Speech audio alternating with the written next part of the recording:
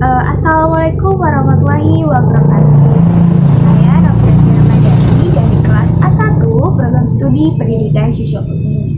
Di sini saya akan menyampaikan materi tentang Pancasila sebagai sistem filsafat. Menelusuri konsep dan urgensi Pancasila sebagai sistem filsafat. Konsep Pancasila sebagai sistem filsafat.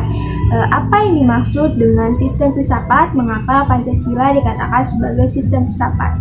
Ada beberapa alasan yang dapat ditunjukkan untuk menjawab pertanyaan tersebut, yaitu yang pertama, Mendagri menjelaskan bahwa Pancasila sebagai sistem filsafat merupakan hasil dari perenungan mendalam dari para tokoh kenegaraan Indonesia.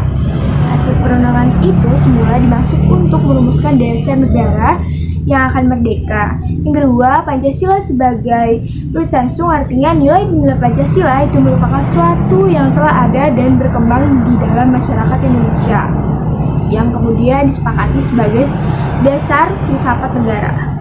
Filosofis Gesterlek Lutasung merupakan sebuah pandangan dunia, yaitu urgensi Pancasila sebagai sistem filsafat atau yang dinamakan filsafat Pancasila, artinya refleksi filosofis mengenai Pancasila sebagai dasar negara.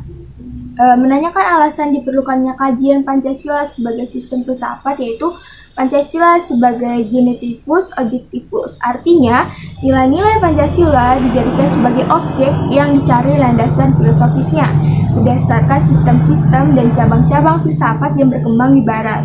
Pancasila sebagai genetivus subjektivus, artinya Pancasila dipergunakan untuk mengkritis sebagai aliran filsafat yang berkembang, baik menemukan hal-hal yang sesuai dengan nilai-nilai Pancasila maupun melihat nilai-nilai yang tidak sesuai dengan Pancasila.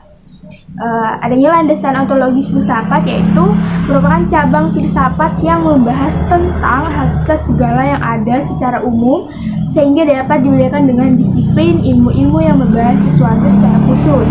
Adanya landasan epistemologis, yaitu adalah cabang filsafat pengetahuan yang membahas tentang sifat dasar pengetahuan, kemungkinan, lingkup, dan dasar umum pengetahuan.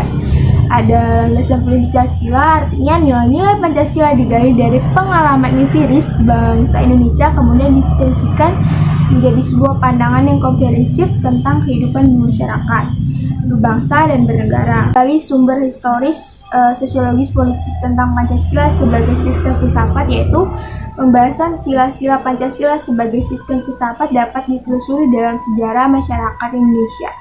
Yang pertama yaitu sila ketuhanan yang Maha Esa, yang sejak zaman purbakala hingga pintu gerbang kemerdekaan negara Indonesia, masyarakat Nusantara telah melalui ribuan tahun pengaruh agama lokal, yang itu sekitar 14 abad pengaruh Hindu dan Buddha, 7 abad pengaruh Islam, dan 4 abad pengaruh Kristen. Tuhan telah menjadikan Republik Nusantara. Yang kedua yaitu sila kemanusiaan yang adil dan beradab.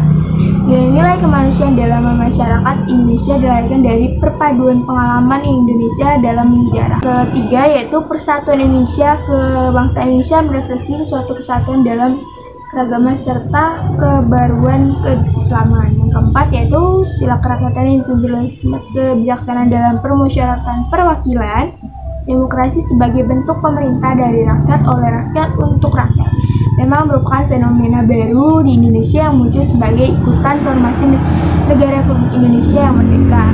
Yang kelima yaitu keadilan sosial bagi seluruh rakyat Indonesia. Masyarakat adil dan makmur adalah impian kebahagiaan yang telah berkobar ratusan tahun lamanya dalam keyakinan bangsa Indonesia. Impian kembali itu terpahat dalam ungkapan Gemari Palo Jinawi, Tatan Tetam Kerjaan Rahaja. Sumber sosiologis Pancasila sebagai sistem filsafat, yaitu sebagai sistem filsafat dapat diklasifikasikan ke dalam dua kelompok. Kelompok yang pertama yaitu masyarakat awam yang memahami Pancasila sebagai sistem filsafat yang sudah dikenal masyarakat Indonesia dalam bentuk pandangan hidup way of life yang terdapat dalam agama, adat istiadat, dan budaya berbagai suku bangsa di Indonesia. Kelompok kedua yaitu masyarakat ilmiah akademis yang memahami Pancasila sebagai filsafat dengan teori yang bersifat akademis. Pancasila sebagai filsafat menurut Notogoro merupakan suatu kesatuan utuh yang tidak dapat dipisah-pisahkan.